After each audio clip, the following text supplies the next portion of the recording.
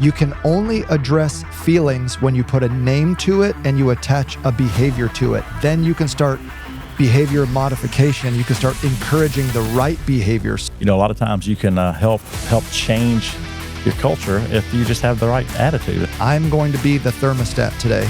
Yeah. I'm going to set the temperature. I'm not going to be the thermometer and just feel what everyone else, is kind of putting off. All right, welcome back to the 3PX show. Thank you for joining us. And if this is your first time, hopefully you stick around for a little bit and watch some of these. And if you're a returning viewer, we really appreciate you. We love you. And, thank you for coming back. This is episode 13, and we're going to be talking about navigating poor company culture, because there's a lot of people out there who are, they don't mind their job necessarily, but it's where they work or who they work with that is really frustrating for them. So we're going to talk a little bit about that and give you some specific tools and tips on how you can navigate that and improve your situation. And we're especially going to talk about if you are a leader taking over in a kind of a negative or toxic environment, or if you are a leader and you recognize that the culture is not what you want it to be, we're going to empower you with some tools on things you can do to make it better. But before we talk about that, yes, I'm wearing the same shirt as the last episode, okay? Nobody was going to say that. I feel like they were. Quentin already mentioned it. He's like, you're not going to change your shirt? I think it would be funny if you wouldn't have said that if he'd have just, as you're talking, if he'd have put something up there and said, Steve's wearing the same shirt, or just something just kind of funny. That'd be great. If he was really good at editing, what he would do is he would change the color of the shirt for the whole episode, not just for like the little screenshot. He probably could, but title. It's too late now. He probably could. AI does some amazing things. It does. But, okay. Well, because we're filming 2 episodes today, I forgot to bring another shirt, so y'all got me. Okay, but look. You got me, Mona. Yeah, but this is what I really wanted. This is why I want to talk about the shirts. So for those of you that have been watching, some of the episodes, I told a story about the steamer. Y'all remember the steamer? Oh, yeah. Whew. How'd that go when you got home? She was not happy about that. I don't want to talk about that anymore, though. I shouldn't have even mentioned it. Puts me in a bad mood. But listen, so I said in that story that Wayne got me these new shirts, the 3PX shirts for fresh, clean threads. Yeah. And I really didn't feel like wearing them, but I felt obligated because you had got them for me. Dude, guess what I wore all weekend? The jock strap one. Well, I did wear that one. Did you really? But I wore 3PX shirts down to Atlanta to the Braves game next day on the way back. They are so comfortable. They're the fresh, clean threads. That's a great shirt. I mean, we're giving a shout out to a t-shirt company now, but hey, they are great. And I was so wrong. I repent. You repent for feeling like that. Now I wear them all the time, and when I put it on, I'm like, I should have never said that about those shirts. Did anybody say anything to you about what 3PX was? Yeah. So when I got to the hotel, we stayed at the Omni at the Battery, and when we pulled up to drop the truck off and get checked in, the guy that was checking us in was like, "What's 3PX coaching?" And I told him, and he's like, "Hey, I actually own a business. We do delivery and shipping and all that kind of stuff. And I'm like, "Oh, that's interesting. Yeah, we have a 3PL that we run too. Freight brokering." Yeah. And he said, "Can I get your card?" I said, "Absolutely, you can." I don't have a card, but I have a dot card. Shout out to dot cards. So I have a digital card. You just scan it, and then it downloads all my information to your phone. So the dot cards are pretty cool. Yeah. So yeah, I did get asked about it. Good. All right, I'm sorry for making fun of the shirts that you tried to give me and then give me, and I wore them. So, speaking of shirts, www, what's Wayne wearing? What's Wayne wearing? Today, it's all about attitude, right? It's we're talking about navigating poor company culture. A lot of times you can help change your culture if you just have the right attitude. And so the plus is greater than the minus. Positivity is greater than negativity. Got a friend, he passed away a couple of years ago of cancer, but when he come by, he was just such a great influence. What a good guy.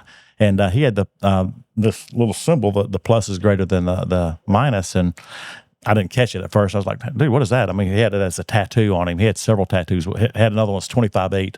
So that was where I got that from. And then that one. But he's like, hey, positivity is always greater than negativity. And I've always been a firm believer in that because, I'm a very positive type of person, and getting around negative people or negative situations, just I've got to me, it's toxic. I got to get away from it, and I don't like it. So, I try to be a positive light to as many people as I can. And, so it's just an important part of it. So talking about poor company culture, as we talk about that today, I think that resonated well. So I've heard this saying several times, but the very first time I heard it was at a regional manager summit, and it was Ron Pagliarulo, who used to be our leadership and development guru, and he said, "Be the thermostat, not the thermometer," and that has stuck with me for a long time.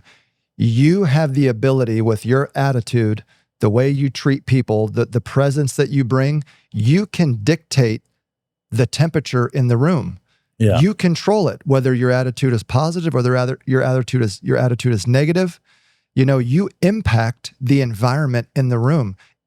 Doesn't matter whether you're a leader or not. If you're and I don't mean this just like in a derogatory way, but if you're just a frontline employee, the attitude that you bring into the office, the attitude that you bring into a room impacts how everyone else feels in that room. So you have to make that conscious decision. I'm going to be the thermostat today. Yeah. I'm going to set the temperature. I'm not going to be the thermometer and just feel what everyone else, is kind of putting off. Yeah, it impacts the entire conversation, right? So when you think of it and the attitude, I mean, well, so think about this. It depends on when you sit down inside of a room with someone and you start having that conversation, or you go into a situation and it's just a bad issue. Well, you can't change it, the fact of where it is right then. But what you can change is you can help change the outcome of where it goes. Because things happen, and you just gotta. It's all on how you look at it. But you can have a bad attitude, and it's going to stay as a bad situation, and it's just going to get worse. Or you can have a good attitude and do what you can to make it better. And then if you start being that light in that situation, you might see a lot of people change how they think, their thought process, and then you start coming up with the right resolution, and you can just see the whole culture change over time with that.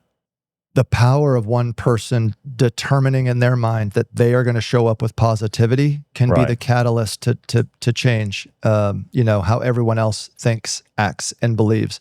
It starts with one person drawing a line in the sand and saying, I'm not going to be a part of this, whatever this is. So we're going to get into that. So I know a lot of you listening right now, whether you're in leadership or whether you own the company or whether you're in a frontline role working for the organization, chances are you're working in an environment where you're not 100% happy and you see issues, you feel issues. I wrote an article a couple of years ago because I wanted to start doing like a newsletter thing, and then I just realized I don't have the time. So I wrote one article and never published it, but it was going to be called, the blog was going to be called Forward Thinking, and which play on words for the forward companies kind of thing. But the first one I wrote was about navigating a poor company culture. And I think it's really, really important to put a name to how you are feeling inside the organization when you are feeling negative about the place you're working. You have to name that feeling. So I've got these 5 signs that you could be working in a toxic environment or a negative company culture. It is important to name these things so that way you can start fixing them. You can start addressing them. You can start working on them. You can only address feelings when you put a name to it and you attach a behavior to it. Then you can start behavior modification. You can start encouraging the right behavior. So number 1 is lack of transparency. And I think for us, I've said this before to our people, I lean towards being too transparent sometimes, where I probably say more than I should, especially when it comes to things that we're going to be working on in the next 12 months, 3 years, because those things, they have a tendency to change. And when you're looking far out, the picture can get a little fuzzy. And as you get closer and then things come into more focus, then it changes. And it's like, well, Steve, you said we were going to do this in 12 months and now we're not doing it. But I always like to lean towards transparency as much as I can because I want people to feel like they're in the know. Yeah, but when you think about it, that's part of our company culture in a sense is we've always talked about it being open, honest, and transparent. And so if you can't be transparent with your team, things happen. It doesn't mean that you're not going to do it. It just means that, hey, this right here, we've talked about this. We said we were going to do it. Things came up or certain situations happened, but we're still going to do it. We're just going to push it off because we need to take care of this over here first. And so, but that's just being honest about it, right? That's being open about it. And then, but you're being transparent. You're letting everybody know what's coming. That's kind of laying out the vision for your team and saying, hey, here's where we're going. Here's what we're doing. And so, sometimes plans change and shift. And that's part of how business works though, right? Because you might have the best of intentions to be out there and be transparent with it and tell everybody here where we're going. You already know in your heart and your mind, we're probably going to go there and do that unless something drastic changes. But, it's just a matter of how business is going and what's happening and just making sure that we got the communication right, that we got the right team in place and that everything is working properly. And then just watching, and that's part of keeping the culture in the right place. Yep. Moving on, next one, number 2 is poor communication. Now, I will say, a few episodes ago, I think we were off camera, but Quentin made the comment. He's like, man, you guys always have examples of, like when we're going through these, you have examples or stories of, things you've done to impact this and all that. Well, I've made all these mistakes. I have examples of all the times I've done these things wrong, and poor communication is no exception. So I'm going to talk about the curse of the turtle prep doors as an example. And I have lots of examples, but if you've got poor communication in your company, this could be a sign of a toxic or poor company culture. So we had the bright idea. It's actually Wayne's bright idea. It really was a good idea. We executed it poorly. And so we went and bought these turtle prep doors. Basically what that means is you don't have to drill for most of the hardware that we carry, you don't have to drill the function holes, right? So that when the customer gets their door, it's really easy to install the hardware, and it's faster for us because we like to. One of the unique things about the CDF business is we do all the function hole prep for the customer, so it's easy for them just to pop the hardware in. They don't have to take the time of drilling all the holes out themselves and doing the templates by hand to figure out where the holes are going to go. We make it really easy for you if you're buying doors from CDF. But we did this thing. We bought turtle prep doors. Oh, this will be so great for our customers. Well, then trickles down the line a little bit, and we start getting some calls to customer service. My hardware doesn't fit. The holes are sticking out. The turtle prep is sticking out from the rows, I think is what it's called. Yeah. And we never bothered to tell customer service or order processing that we were carrying turtle prep doors. It was very, very poor communication.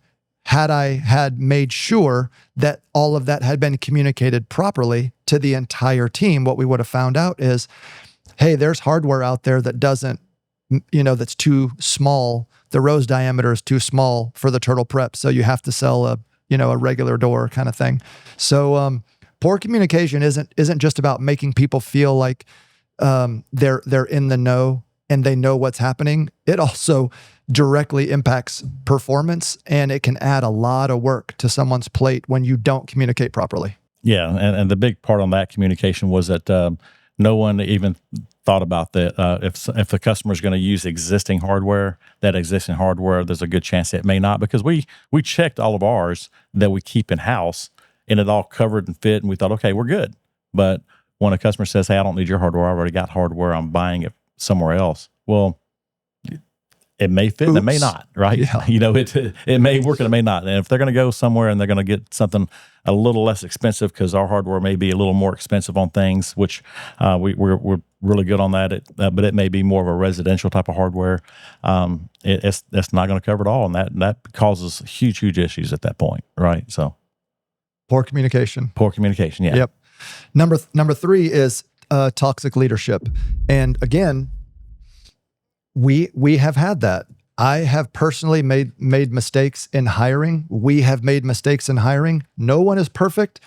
As much as you do the very best you can, hiring core values, making sure you've got core values in your onboarding process and getting the right people on board, you're going to make mistakes in hiring and you're going to end up with toxic leaders. Yeah. And that is the best way I can define this is if you feel like the person that you're working for cares more about the result that you deliver at the end of the day than they do about your own personal success, then you could be experiencing toxic leadership. And it doesn't necessarily mean that they're a bad person or they're a toxic person. It just could be their leadership style is making you feel a certain kind of way.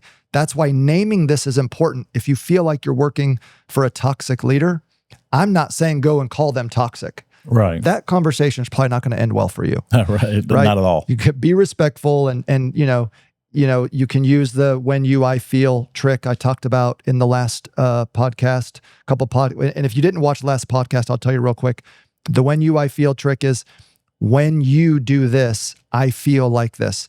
Right. When you yell in meetings, I feel like you really just don't care about the rest of our feelings. I feel like you don't care about how we feel or whatever the situation is.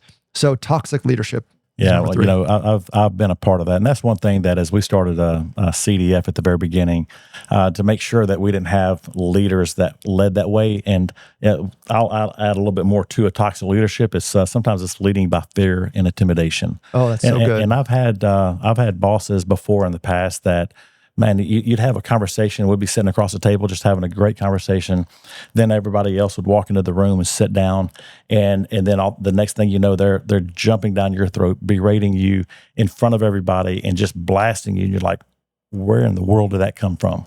There's never a discussion about that, and just a total blast. And that's the last thing that you want is someone that's going to be like that, because it becomes super toxic at that point. It starts affecting your health, starts affecting a lot of different things to it. So then what happens is when a leader's operating like that, that becomes the norm, and people think that's the way you're supposed to communicate and that's the way you're supposed to lead, especially maybe newer team members or frontline team members who aren't used to this kind of environment.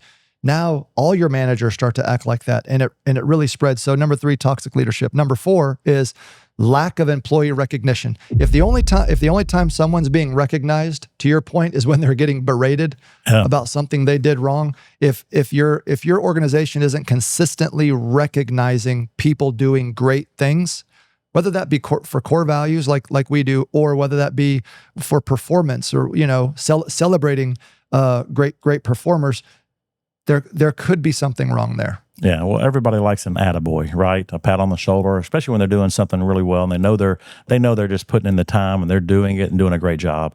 Everybody loves that part of it. I mean, and it's important to be able to give that part and just to recognize how well people are doing, and then it's number one, it's the recognition can be just having a conversation with them, asking how their family's doing, asking about their kids, asking, just getting to know the people. That's a little bit different type of employee recognition, but it's also just recognizing them as an individual and just loving on them. And so that can be a very important part of it, because people want to know that you care.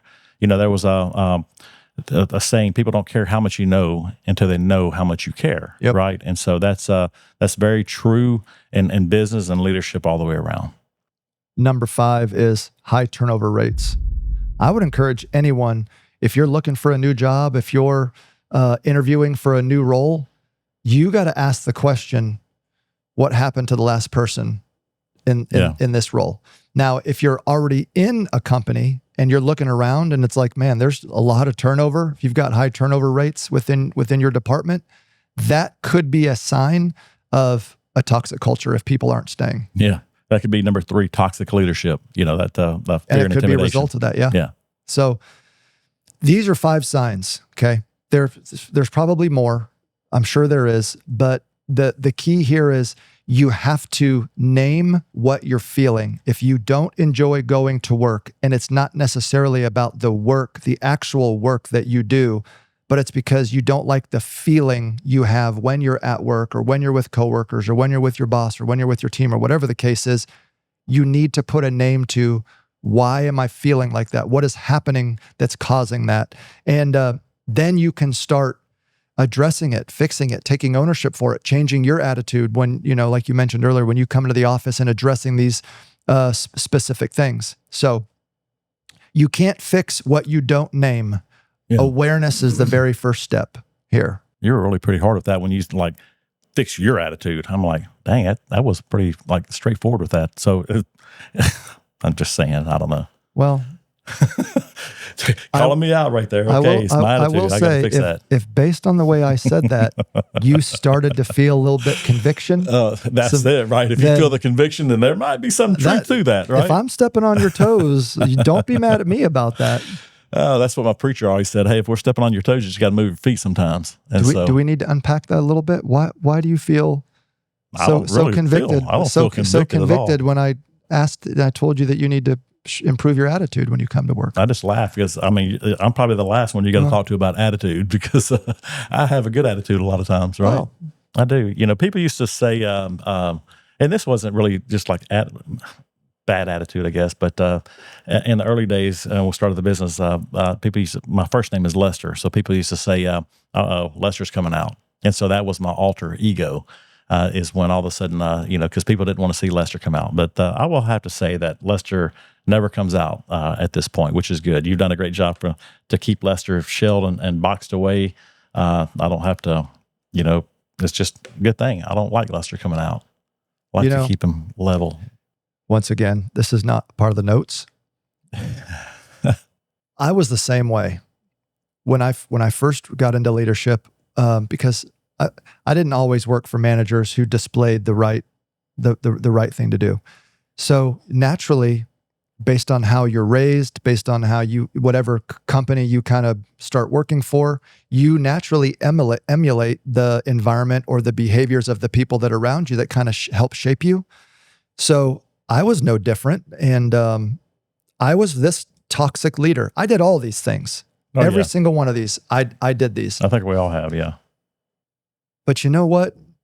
People can change. Right. People can get better. And I think that's what you're talking about. You recognize like, hey, I don't like that person when that person comes out, and I know my team members feel it and I don't want them to feel like that. I'm going to do better. And I was the same way. So I think there's also a little bit of a personal evaluation that we have to do. If you're listening to this, that you have to do. Could you be this leader that is hurting the company culture and not helping the company culture? Can you be honest with yourself the same way that you were, the same way that I was, and recognize like, this isn't the way I want people to see me, and do the hard work of changing the way you show up to work, changing the way you think, act, and believe every single day, and let that become who you are. Now, it really is who we are. This was not who I was 15, 20 years ago. It wasn't. No, yeah. I was an arrogant jerk, thought the world of myself, big head, all this kind of stuff. And it takes falling down and making mistakes and people calling you out. And then be honest with you, because we're people of faith, prayer, and some humility to understand that it's not about me. So people can change, leaders can change, you can improve, and you can get better, but you got to be honest with yourself. And a lot of it deals with experience too. That we've gone down that road and that path for years and decades at this point, right, in our work life. And so, and some people change and some people don't change. But for us, I think I can speak for you on this as well. We've been intentional about how we wanted to change. We've read books, we've done different things, we've done part of classes where we have looked at, hey, instead of having the conversation where you blow up and you get mad and you're really just going at it hard, there's a different way to have that conversation, and you can do it in softer words and a better tone, and be just as effective, actually probably more effective by doing it that way, because now you're explaining that you're doing it, and people can feel that you're upset without having that alter ego come out and then explode. Mm-hmm. And so that's one thing that I had to learn big time was just to let that part of it go and say, hey, you know what? It's not the end of the world, but let's have this conversation. Hey, we made a mistake. We had an issue. Let's fix it. And here's how we need to fix it.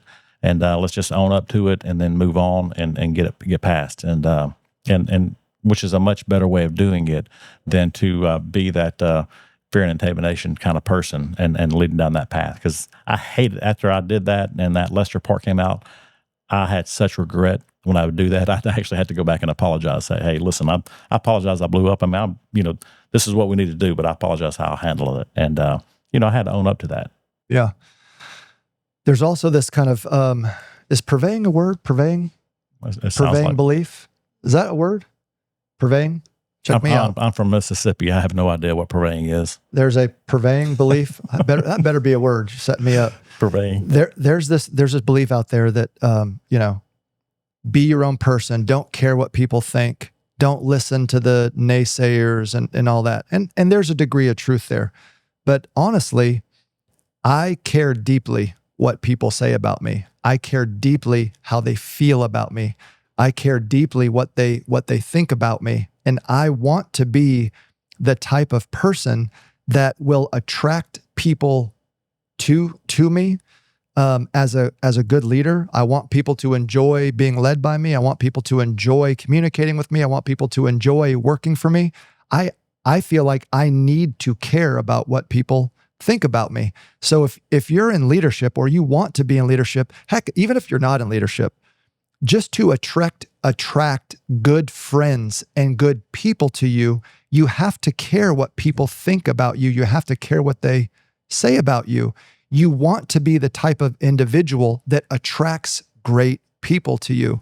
So yeah, I care what people say and I care what people think. And that was one reason why I felt like I needed to start changing these things is, toxic leaders are only going to attract toxic people to themselves. Yeah. And you can't build an organization or a life or a family or friendships like that. Well, and you got to think about what your personal brand is, because your company's going to have a brand, right? And so you got to understand what that is. And I've taught this to my kids and continue to preach about it to them some and to others a little bit. Is what is your brand? Everybody has a brand, and so everybody's known for something. And so the thing is where are you at right now? How do people view you today? And then where do you want to be in 5 years? And that's an important part of it, because we all have that. And part of that is how do you want people to see you when they see you right now? How do people look at you and how do they perceive you, right? And so that's important as your brand and as where you're going. And then the next thing for you as personal growth is where do you want to see yourself in 5 years, and start acting like that person now. So you start acting like that person, or hey, I want to dress a certain way or look a certain way. Well, then don't wait 5 years to get to that point. Start doing that today and making yourself to where when people see you, it's just your brand, how you represent yourself. And that's not fake. You can become the person that you want to become. Yes, you can. You can start acting like that person now, thinking like that person now, talking like that person now, and you can become that individual where it may feel phony or imposter syndrome. We've heard that before. Sure. It may feel phony at first, but if that's who you want to be, you may not be that person now. It's going to feel weird at first. Yeah. Start making those moves now. All right. So before we wrap and close, I got to help some folks who, if you are in this situation and you want to make a change, if you are a manager, a new manager, and you're taking over a department or a store or a region or a business or whatever, and you recognize some of this negative culture, this toxic culture, and you want to start influencing and making changes, I'm going to go through it right now. I'm going to give you some tools. It's called SHARP. Stay Sharp. SHARP. It's an acronym. I'm telling you what each one stands for. But stay sharp. SHARP is just an acronym of things that you can do right now to start improving the culture, the environment that you're working in. And the first one, it kind of goes back to what we're talking about. The S stands for seek out criticism. Create safe spaces for honest feedback. You have to put people in a position or environment where they can come to you and be honest Yes. and tell you how they're feeling, tell you what's going on. And in order to get that honest feedback, you have to seek it out. You have to go to someone and say, look, I want to ask you some difficult questions because I desperately want your honest feedback. Tell me one thing that I can do right now to help you enjoy coming to work and not hate coming to work. What would be something I could change? And if you're a leader and nobody's asking you that or coming to you and you see people avoiding you constantly, then you're probably part of that toxic leadership person. Yep. If you're not getting that feedback, either you're not asking for it or people are scared to tell you. Yeah, exactly. Because they don't want that confrontation because they're afraid of what you might say. The H is help solve problems. You got to be a hands-on problem solver and not just a delegator. People who work for you appreciate a leader who removes obstacles, solves problems, and makes their jobs easier. I tell my team all the time, I don't sell doors. I don't sell partitions. I don't put money in the bank. I don't ship doors.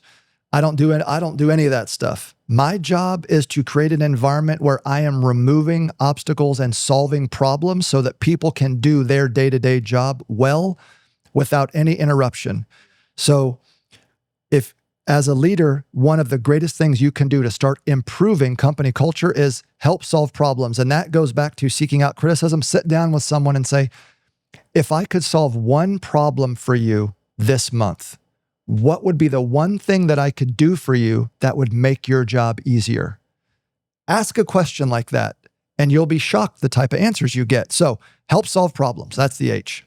Yeah, well, that's the listening and learning that you guys are doing, that you and Patricia are doing, right? Yeah. That's just getting in front of the group and asking basically that question. Hey, I'm here to listen, and I'm going to learn from you. And then when I listen and learn, then let's go back and now we know what issues are arising and how to fix that. So just having that and what you've done on that has been a game changer for us. And to bring that full circle, so when we do that, what Wayne's talking about, our listening and learning sessions, I bring what I consider to be blue chippers. They're either new managers, new leaders who had never been through our fall program, or they are up and coming employees who want to get into leadership. So I do these listening and learning sessions. But what Wayne's talking about is I ask them, tell me what's wrong. Tell me what's going on. What can I work on? What can I fix? And then the next month, when I meet with them, I report back what I have done with whatever issue that they brought to me. So I allow them to hold me accountable to solving those problems for them, because I have to report back to them what I've done with those issues. So help solve problems. The A in SHARP stands for apologize.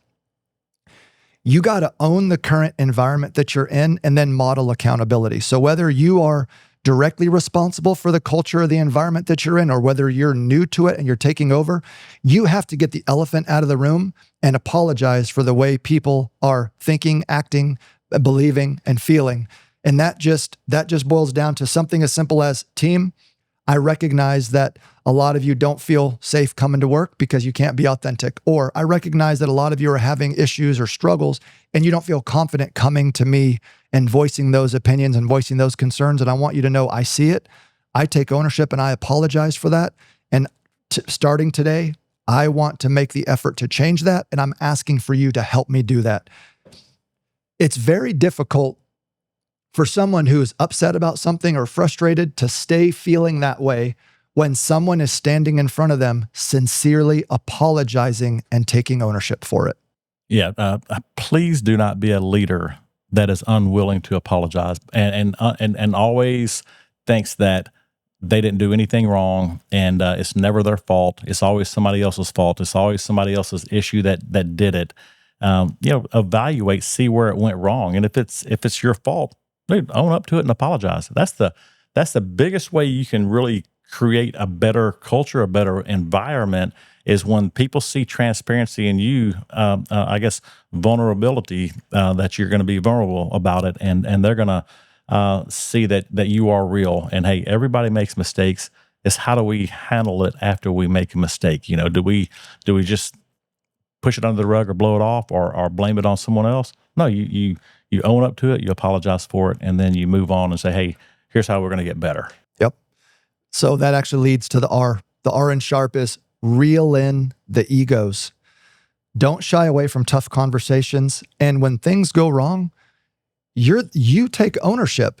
People appreciate a leader who can push the ego aside, take ownership for the either your mistake, the team's mistake, the company mistake, whatever it is. Reel in the ego. Don't make it about you. Make it about the team and the team's success, whether that is owning a mistake or whether that is recognizing great performance or great success. Take the ego and yourself out of that picture as much as you possibly can. And don't shy away from putting yourself in those awkward positions where you're having conversations that might feel a little bit weird. Because once you get your ego out of the way, it allows you to be vulnerable and authentic with your team, and they will really be attracted to that style of leadership. Yeah, I couldn't say it better. I mean, that's so true. It's easy to have an ego.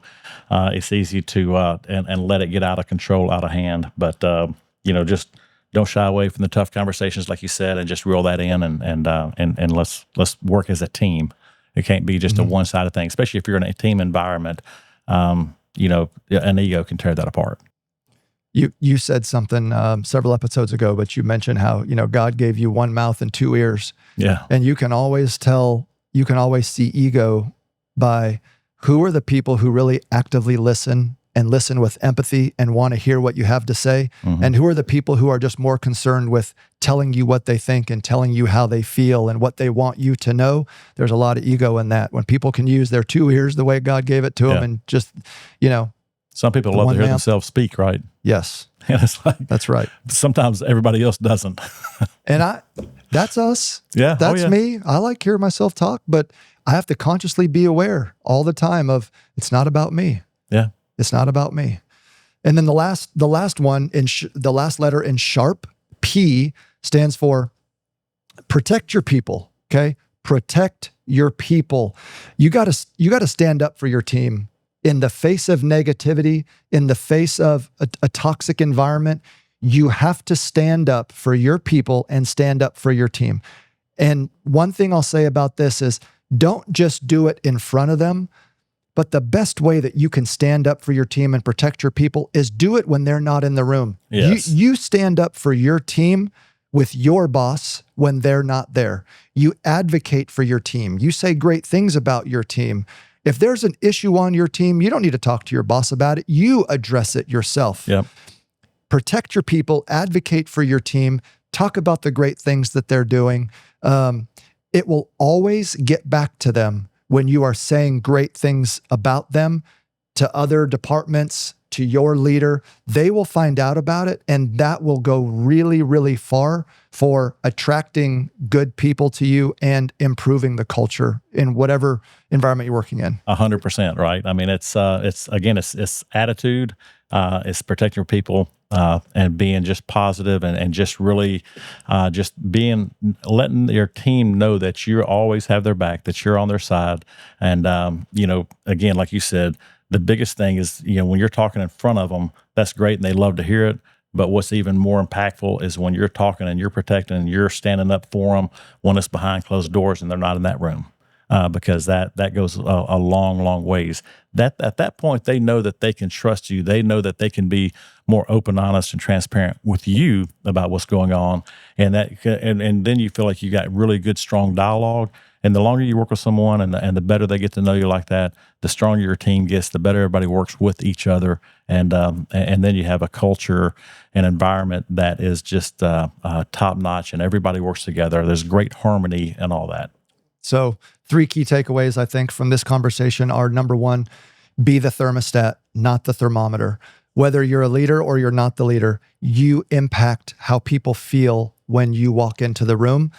Take the high ground, choose positivity, choose a great attitude. You can be an influencer even in the micro environment that you're working in.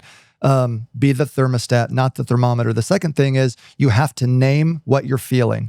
So there's some characteristics of toxic work environments, and however you're feeling working in those things, you have to put a name to it, whether it's the lack of communication or lack of transparency, the poor communication, the toxic leadership, whatever it might be, you've got to put a name to it so that you can start thinking and working towards addressing that thing. And then the last takeaway here is stay sharp.